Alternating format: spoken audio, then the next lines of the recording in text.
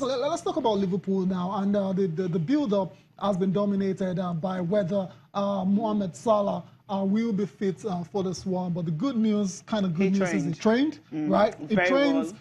Doesn't mean he's going to play. He trains very well. I mean, right, with the movement, if you see him, watch him and all that, the way he trains and all that, he wasn't looking like the player, who had that's him. I mean, he's just jogging, light jogging, stretching, and all that. So see him, because Klopp talked about the fact that they will wait and see. Yeah, if he trains with them well, then he's likely to start. They'll have to wait till today to see if he's going to start. But I think I think Mo Salah will start, because if he doesn't, they're going to miss him. He's got to play. I mean, how do you handle this kind of situation? Well, as a player, would you say, for example, now it's a groin injury, as a player, would you say, oh, guys, and you're talking your medical team, give me an injection for this game, just the one-off. I want to play. Give me an injection, as a player, would you do that if you were Salah? Salah would want to play, but as a coach, I wouldn't play him. Really? And I wouldn't go for the same system they played the last time. Why change a winning system? Yeah, sometimes you have to. Guardiola is obsessed with systems and tactics, and I'm sure he would have studied Liverpool time and time again, and he would have found the perfect way to match that system, the 4-3-3 attacking system. I would go with a 4-5-1, five-man midfield, lock it up, and I'll play with players who I know can chase the ball, and players that will be very good on the break. Because this time around, you don't want Man City to find any spaces and any chances to play through you. So it has to be very key. Keep Salah to the second half, making them second half when they're getting tired, and look to break them on the counter. But at the first half, I'll play a 4-5-1, five-man midfield. The likes of Milner will be in there, Henderson. These are players that I know can steady the ship. Yeah. They can chase the ball, they can defend. The likes of Emre Can as well. And then Oxlade-Chamberlain somewhere in there. Just play players that will work hard, because they're going to have a lot of work to do tonight. Trust me. They will chase the ball a lot, if not for 90 minutes and more. They will chase the ball, they will be pursuing the ball, and they might never see enough of the ball, Liverpool. So if you have so many attacking players on the pitch, what do you want to do with them? Okay. All right, let's listen to Jürgen Klopp now. He says they are not really favourites for this. For me, the whole game is about these two legs. So I'm not interested what changed. You have to go, how it always is in football, you have to go and lead, and you want to score goals, and at the end, doing the final whistle, and then you want to have won the game, and it didn't change since then. We are only in the lead. No problem with that. It's better than I could have expected.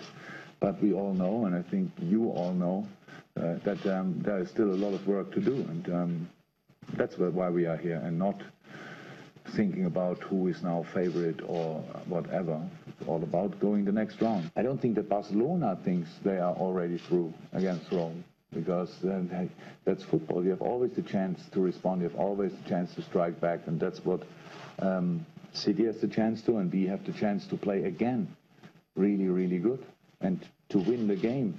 Why not? I think most of the people think it's not one say, okay, Liverpool will go through, but on the other hand side, I think, but they will probably lose here and all that stuff. Nothing is fixed. So we have the chance to win. It will be difficult, but I think when you start a football game, that should be the target. The club there, well, he knows what his teams need to do. Look more like sending a warning to them now. So Barcelona will not be thinking 4-1, they're already in the segment. So he's sending the same warning. They're 3-0 up. All they have to do, close it up and see how they can get it, which is really cool. Now, talking about the other teams that will be in action tonight, AS Roma, of course, will be hosting Barcelona. Now, for AS Roma coach, talking about Giuseppe Di Francesco, he pointed out that, well, at the group stage, they defeated Chelsea 3-0, right? Okay, now they can actually take consolation from there and see how they can overturn this 4-1 deficit. I mean, come on now. You beat Chelsea, they're Premier League champions and all that. So he's saying if they could do that. Have you seen Chelsea this season, or which Chelsea have you watched? Chelsea or Conte. Chelsea were not that bad, when they lost that game. They were not as bad as they are right now. He has to sack his team up. Of course. That's his responsibility as a coach. Even if deep down he knows he's out of the tournament, he can't come out to say that. He needs to sack them and let them believe they can do it, so they can put in that extra effort into the game. But for me, they're done and dusted, losing 4-1 to Barcelona. Another worry for me, Cecilia, was their goalkeeper, Alisson, Brazilian #1 goalkeeper. He just looked very shaky, against Barcelona. Despite conceding 4 goals, it could have been more. There were some simple catches that was flopping, and I felt something was wrong. And if he continues, he used butter to rub his hand on that day. And if he continues like that at the Stadio Olimpico, I'm sure they'll concede more goals, because Messi, Suarez, Dembele, these guys don't know how to stop. You know, they just want to keep coming at you. They'll keep creating chances, definitely. They'll have the ball a lot, and you need to be very disciplined. Their back four for me, Kolarov, Manolas, Federico Fazio. How good can these guys stop the Barcelona barrage? I think they can't. They can't. I think Roma don't understand this season. Don't understand. That's really painful. Not even like a win, consolation, but not good enough. If they win, it will be very, very slim, but I know there will be goals. If I was someone who plays sport better, I'll go for both teams to score in this one. Interesting. Let's talk about a bit about Barca.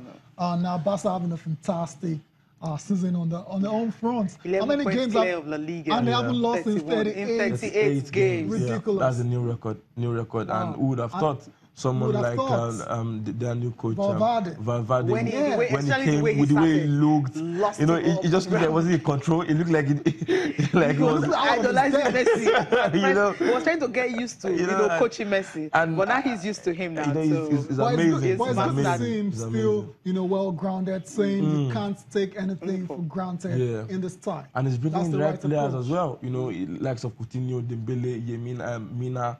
These are quality players that are adding something to the squad. Paulinho as well. Yeah. A lot of us said Paulinho. I was surprised at Paulinho. I never knew he was going to have this impact. I think I should give it to the guy. You have to, definitely. For him to have that foresight and bringing him in. Valverde has done so well this season, and kudos to him. You know, I predicted Barcelona would probably leave the trophy this season. Barca was the second team again, just a quick reminder. Madrid.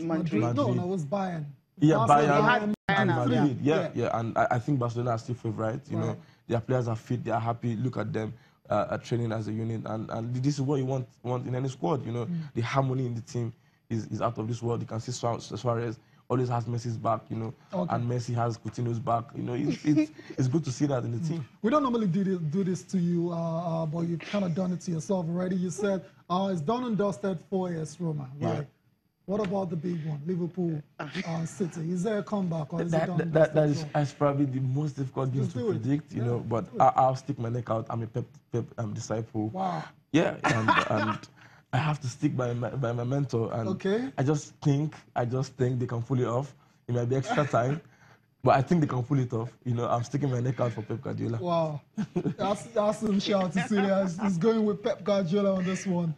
Don't ask me. Don't ask me. Okay, thank you. But we'll find out. We'll find out later tonight. 7:45 is the time for that incredible matchup between Manchester City and Liverpool. One more break now. We'll come back. I'll be looking at what the papers are saying.